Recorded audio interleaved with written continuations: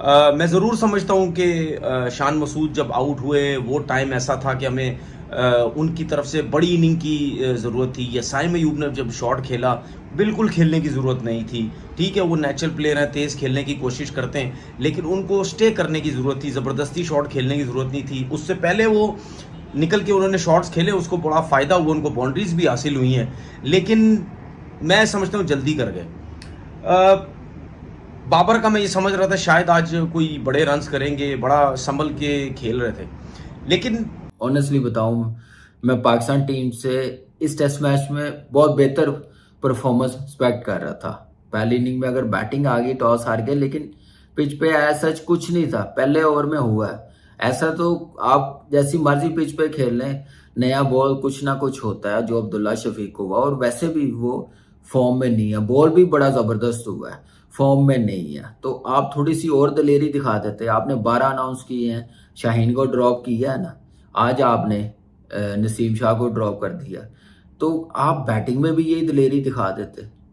आप मैसेज दे देते कि सब लड़कों को, बल्कि पूरे पाकिस्तान के लड़कों को मैसेज चला जाता है कि भाई परफॉर्मेंस करेंगे तो खेलते जाएंगे, जहाँ पे 2 से 3 मैचेस में हुआ नहीं तो हम ड्रॉप हो जाएंगे। और जो पाकिस्तान की गेम अवेयरनेस जिसके ऊपर बहुत बात होती है, पाकिस्तान की जो टेम्परामेंट है पाकिस्तान के बैटर्स का, और जो उनको उनके ऊपर हावी नज़र आता है, गलबा नज़र आता है जिस चीज़ का कि आप स्ट्राइक रेट का, वो इन सब चीज़ों ने पाकिस्तान के क्रिकेट को नुकसान पहुंचाया। और आज ये जब 100 रन हुए थे तो लग रहा था कि पाकिस्तान बिल्कुल ठीक जा रहा है। हाँ। टेस्ट मैच का यही एक मुनफरिद इसकी इनफरादियत है।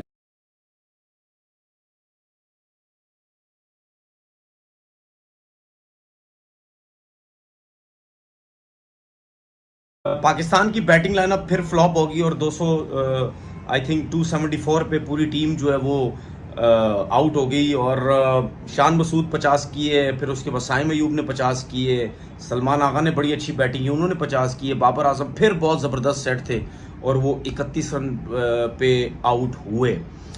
मैं ज़रूर समझता हूँ कि शान मसूद जब आउट हुए वो टाइम ऐसा था कि हमें उनकी तरफ से बड़ी इनिंग की ज़रूरत थी। या साइम अयूब ने जब शॉट खेला बिल्कुल खेलने की ज़रूरत नहीं थी। ठीक है, वो नेचुरल प्लेयर हैं, तेज़ खेलने की कोशिश करते हैं, लेकिन उनको स्टे करने की ज़रूरत थी, ज़बरदस्ती शॉट खेलने की ज़रूरत नहीं थी। उससे पहले वो निकल के उन्होंने शॉट्स खेले, उसको बड़ा फ़ायदा हुआ, उनको बाउंड्रीज भी हासिल हुई हैं, लेकिन मैं समझता हूँ जल्दी कर गए। और पाकिस्तान टीम टॉस हारी है। और ऑनेस्टली बताऊं, मैं पाकिस्तान टीम से इस टेस्ट मैच में बहुत बेहतर परफॉर्मेंस एक्सपेक्ट कर रहा था।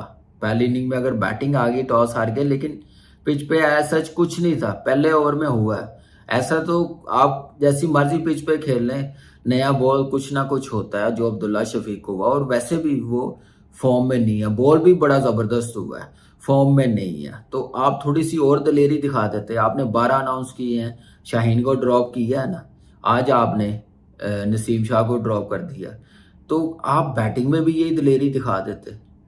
आप मैसेज दे देते कि सब लड़कों को, बल्कि पूरे पाकिस्तान के लड़कों को मैसेज चला जाता है कि भाई परफॉर्मेंस करेंगे तो खेलते जाएंगे, जहाँ पे 2 से 3 मैचेस में हुआ नहीं तो हम ड्रॉप हो जाएंगे। यहाँ पे 2-3 मैचेस की बात नहीं है, यहाँ पे बहुत लंबी इनिंग्सें हो गई हैं, बहुत नंबर ऑफ मैचेस हो गए हैं, तो आप मौका दे रहे हैं। पाकिस्तान की बैटिंग जो आज एक मतलब फिर एक्सपोज हुई है बड़े बुरे तरीके के साथ, और जो पाकिस्तान की गेम अवेयरनेस जिसके ऊपर बहुत बात होती है, पाकिस्तान की जो टेम्परामेंट है पाकिस्तान के बैटर्स का, और जो उनके ऊपर हावी नज़र आता है, गलबा नज़र आता है जिस चीज़ का कि आप स्ट्राइक रेट का, वो इन सब चीज़ों ने पाकिस्तान के क्रिकेट को नुकसान पहुंचाया। और आज ये जब 100 रन हुए थे तो लग रहा था कि पाकिस्तान बिल्कुल ठीक जा रहा है। हाँ। टेस्ट मैच का यही एक मुनफरिद इसकी इनफरादियत है कि एकदम सेशन ख़त्म हुआ है तो आपको लगा कि पाकिस्तान स्टेबल है, अगले सेशन में पाकिस्तान को मुसीबत पड़ी हुई है। और वो 4 के 4 बैटर्स जो दूसरे सेशन में आउट हुए हैं, आप उनको देख लें वो कैसे आउट हुए हैं। बाबर का मैं ये समझ रहा था शायद आज कोई बड़े रन्स करेंगे, बड़ा संभल के खेल रहे थे, लेकिन जो भी सिचुएशन रही, मैं आज बड़ी डिफरेंट बात करूंगा। वो ये करूंगा कि हमेशा जो भी टीम्स होती हैं ना वो अपनी कंडीशंस को बड़े अच्छे तरीके से इस्तेमाल करती हैं, स्पेशली जो पिच होती है, पिच को अपनी मर्जी से वो बनवाते हैं, क्योंकि जाहिर सी बात है उनकी अपनी होम सीरीज होती है। आप ऑस्ट्रेलिया में चले जाएं, बाउंसी पिचेस बनेंगी, वो बिल्कुल स्पिन ट्रैक नहीं बनाते, वो इस वजह से बनाते हैं क्योंकि सारी ज़िंदगी उन्हें बाउंसी पिचेस खेली, अपने फास्ट बॉलर्स को फ़ायदा होता है। इंग्लिश कंडीशन में देख लें, वहाँ फास्ट बॉलर्स की पिचेस बनती हैं, वहाँ स्पिनर्स का इतना अहम रोल होता ही नहीं है। न्यूजीलैंड देख लें, साउथ अफ्रीका देख लें, इन सब जगहों पे कभी भी आपने देखा है कि स्पिन पिचेस बनती हों? नहीं बनती। उनकी जो पहली सोच ये है कि हमारी जो कंडीशंस हम उसका फ़ायदा उठाएं, फास्ट बॉलर ज़्यादा से ज़्यादा खिलाएं और हम आउट करें वहाँ पे। इसके बरक्स आप इंडिया की तरफ आ जाएं, इंडिया क्या करता है टेस्ट क्रिकेट के अंदर? क्या इंडिया फास्ट बॉलर्स की सपोर्टिंग की पिचेस बनाता है? नहीं, फ्लैट पिचेस होती हैं, वो अपने फास्ट बॉलर्स को वो नया बॉल उनका करते हैं, 4-4 5-5 ओवर्स करते हैं, उस पर अगर उनको विकेट्स मिलती है तो ठीक है, वरना उसके बाद आपने देखा होगा पहले दिन ही, टेस्ट मैच के पहले दिन के अंदर ही अगर इंडिया पहले बॉलिंग कर रहा है तो 8-8 10-10 12-12 ओवर के बाद स्पिनर आ जाते हैं। तो वो क्या करते हैं, नया बॉल फास्ट बॉलर से 3-3 4-4 ओवर का करवाते हैं, उसके बाद स्पिनर आ जाते हैं, दोनों एंड से स्पिनर बॉल करते रहते हैं। अगर उन्होंने विकेट्स ली तो ठीक है, वरना जितनी देर में बॉल पुराना होता है तो इतनी देर में फास्ट बॉलर आ जाते थे, वो रिवर्स स्विंग करके वहां विकेट्स लेते थे, वरना तो फास्ट बॉलर की बारी ही नहीं आती।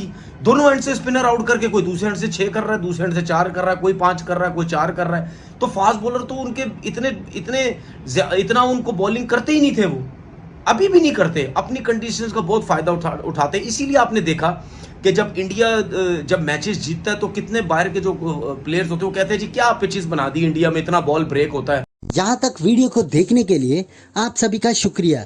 जैसे कि आप लोगों ने इस वीडियो में देखा होगा कि कैसे पाकिस्तान के एक्स क्रिकेटर तनवीर अहमद और कामरान अकमल को पाकिस्तान क्रिकेट से सेकेंड टेस्ट मैच में बहुत अच्छी परफॉर्मेंस की उम्मीद थी, पर पूरी टीम 274 रन्स पर ही ऑल आउट हो गई और कोई भी पाकिस्तान का बल्लेबाज इस मैच में बड़ी पारी खेलने में असफल रहा।